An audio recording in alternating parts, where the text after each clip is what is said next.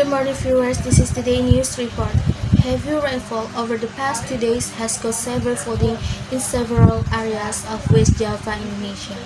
Hundreds of homes have been affected and many residents have been forced to leave their homes for several places.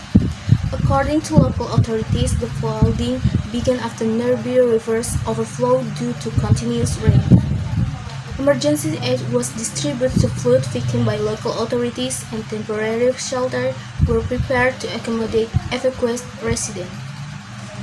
In addition, the affected areas were monitored closely by journalists throughout the day to provide accurate information to the public.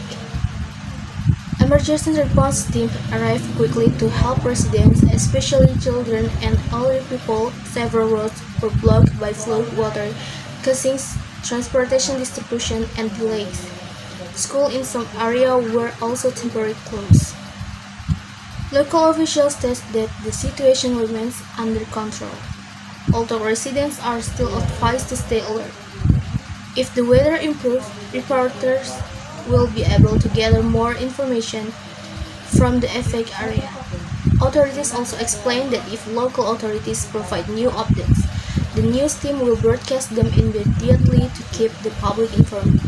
Speaking about possible future situations, some journalists said that if there were field reporters in the most heavily affected area, they would interview more flood victims directly. Others add that if the news station had more resources, it would send additional journalists to cover the disaster. Looking back at the event, experts note that if the reports had arrived earlier, they would have captured more footage of the flood. They also state that if the warning had been broadcast sooner, more residents would have been prepared for the disaster.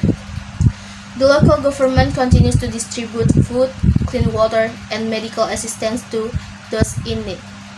Health workers are also monitoring conditions in evacuation centers to prevent the spread of disease.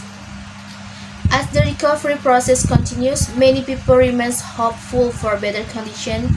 I wish the affected communities could recover from the disaster more quickly and return to their normal daily activities soon.